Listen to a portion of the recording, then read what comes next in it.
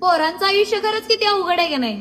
म्हणजे बघा की त्यांना काम करावं लागते, कष्ट करावं लागते, म्हणजे झगडून वगैरे नोकरी मिळवावी लागते. 10-15 हजार रुपये पगार मिळते आणि तेवढे मिळून सुद्धा लोक त्यांना सुखानं जगू देत नाहीत. लोक काय बोलतात, त्याला 10,000 पगार आहे, 15,000 पगार आहे.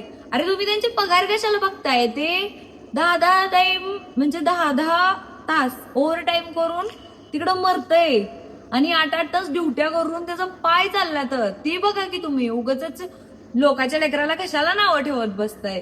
त्याला एक पाठीवर थाप द्या की बाबा तू चांगलं काम करतोयस, तू अजून असंच करत राहा, उद्या तुझी पगार वाढल.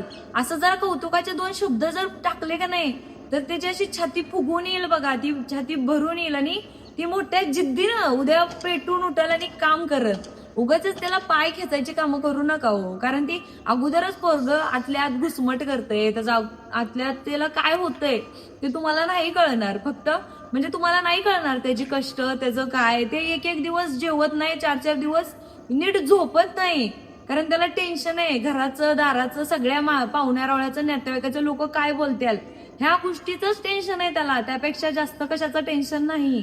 पण तुम्ही असं विचार करा, ती वडापाववर एक एक दिवस काढते आणि तुम्ही सहज बोलून जाताय की त्याला 10,000 पगार आहे, 15,000 पगार आहे.